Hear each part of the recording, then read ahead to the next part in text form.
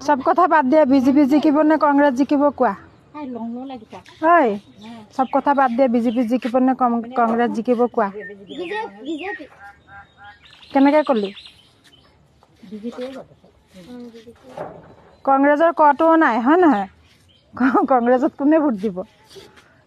হয় নহয় বিজেপিৰ খাই চালা কংগ্ৰেছৰ